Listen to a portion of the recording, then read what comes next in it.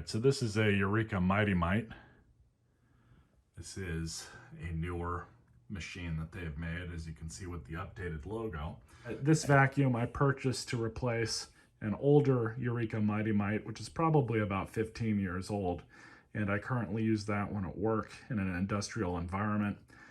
And it fell off the table. It still works, but it fell off the table and broke some of the plastic right around and back here, and broke some stuff inside, so it needs to be replaced. The model number for this one is 3670H. 1-year limited warranty. Let's open it up.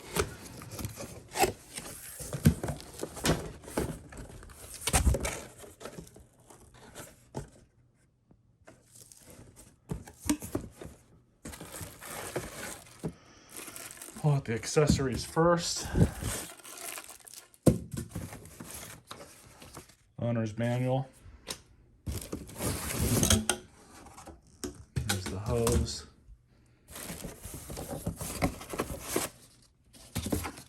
Just a piece of cardboard.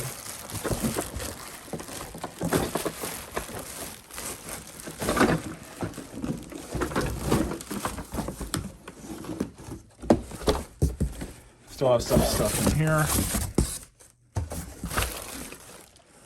Floor nozzle. And the extra paper bag. And the crevice tool. So here the machine is with all the accessories unwrapped. I really like this color. Now let me preface what I'm going to say here with this. This machine is made at a $70 price point. At least that's how much I paid for it off of Amazon. I don't expect it to have the same build quality as a $300 or $400 Miele or Cibo or really anything else in that price category. For the money though, for 70 bucks, and for my needs, this is perfect. I've already got one of these machines that I use. Like I said, it's an older unit. It fits in my toolbox at work fine.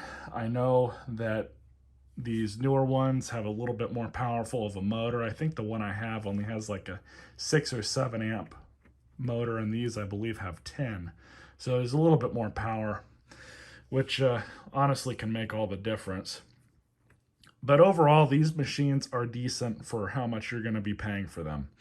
Whether you go with this brand or the slightly better Sanitaire brand. The Sanitaire brand is going to have a 12 amp motor and also a HEPA filter that can go on the back. I don't know, and I don't believe that these cheaper units can utilize a HEPA filter that just goes on the back, but I'm sure somebody will say so in the comments. But as far as everything else goes, I do know how the accessories are like on the one that I have and how they're like on the Sanitaires.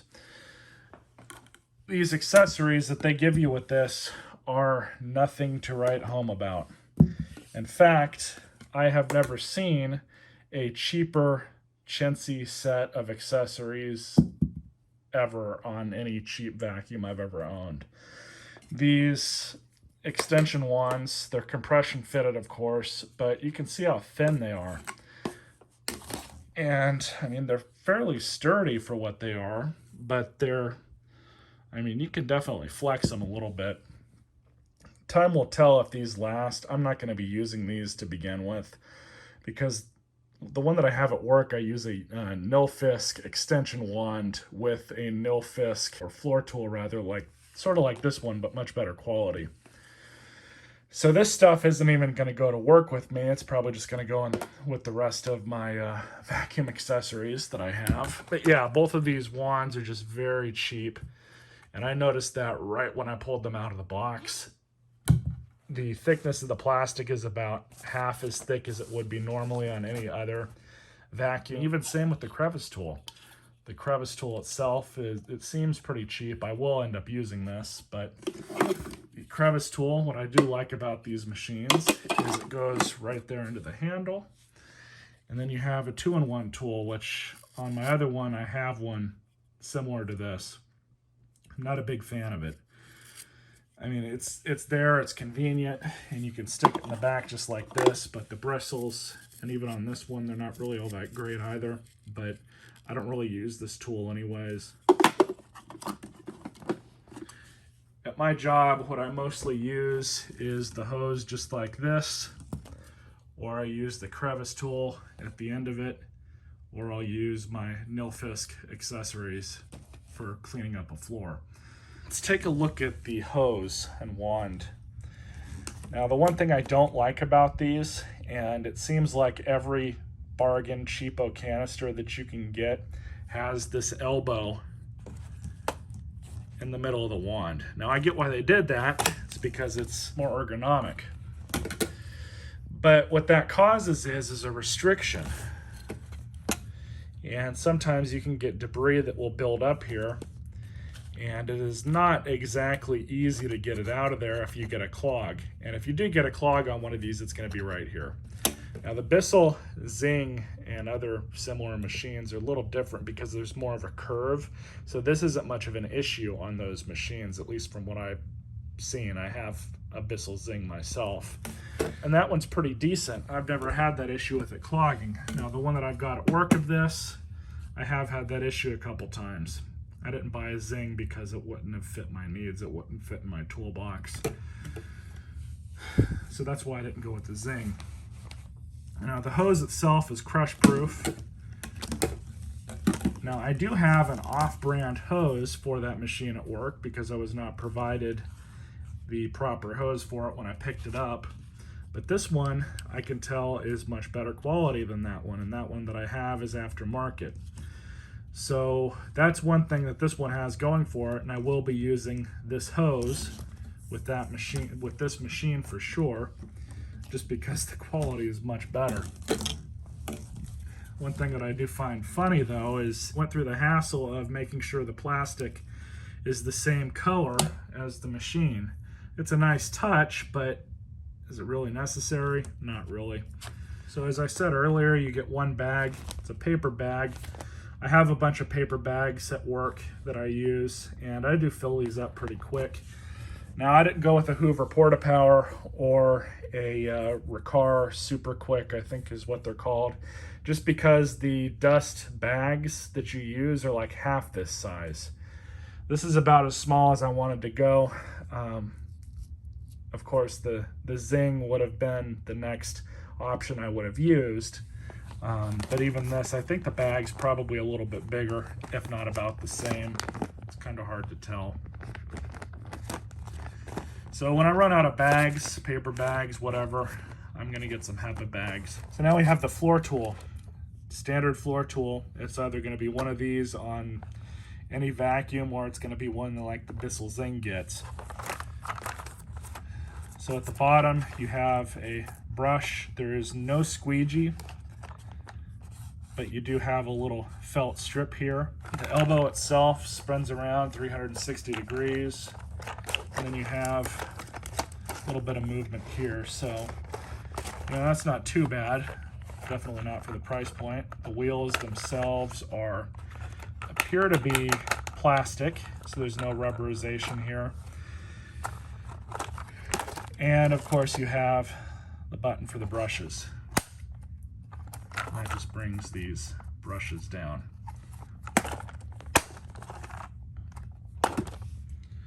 So let's have a look at the machine. Decent size cord, decent quality. On-off switch.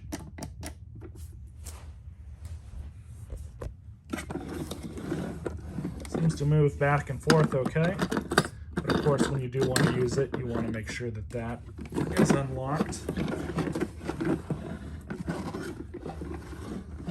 So again, you get what you pay for. Nothing here surprises me, and in fact, I'm very much happy so far with the quality of it for the price point.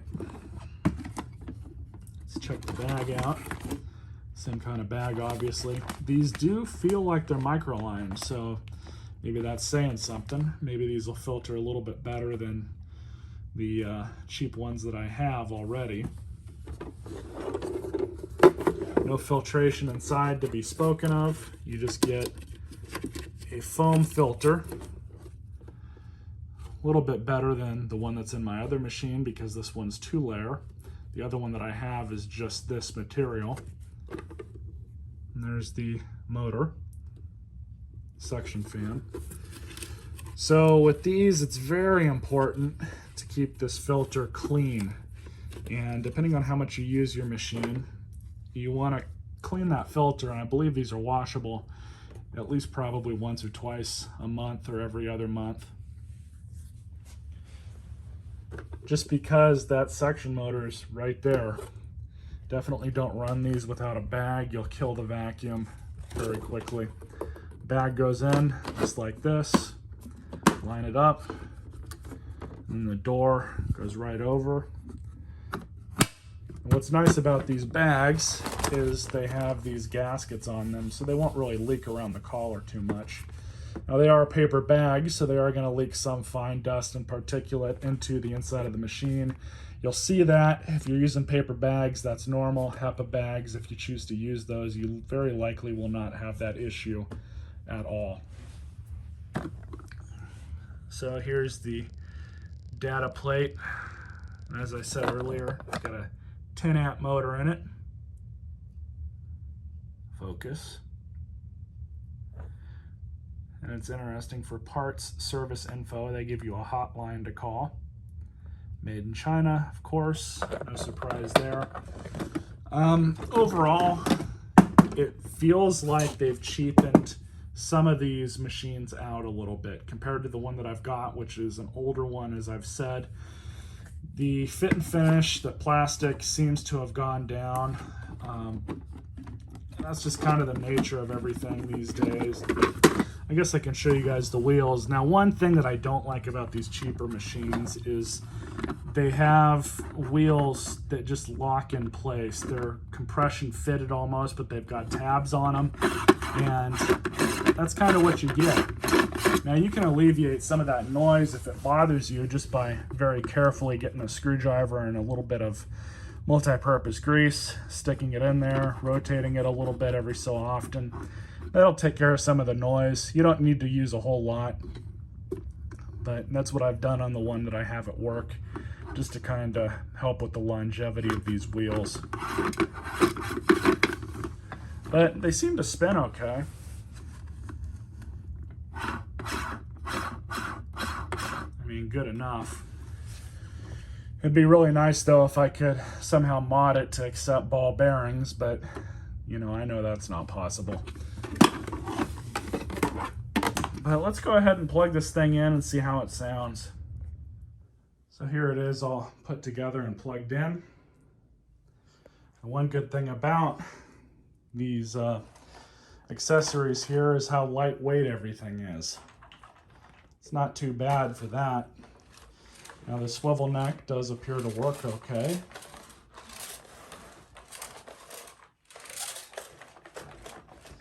So it's nice and smooth, no big deal there. Let's turn it on, see what it sounds like.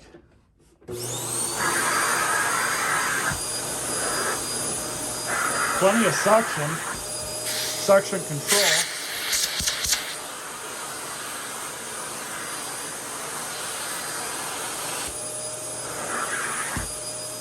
You can see it lifting up on the carpet.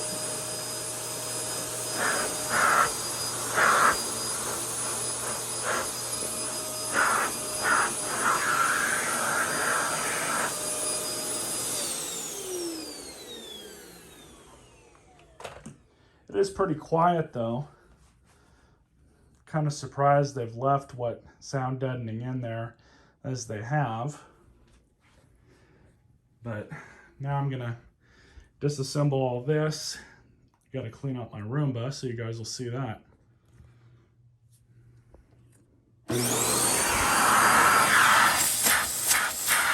That's a lot more power than my other one.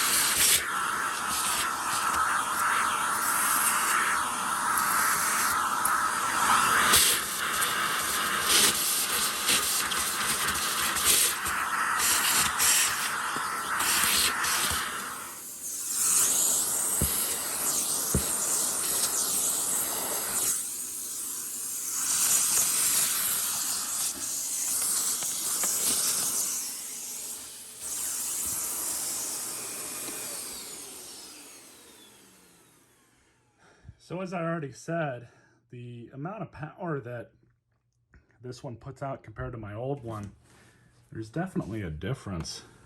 And I'm honestly kind of happy with the changes that they made with them.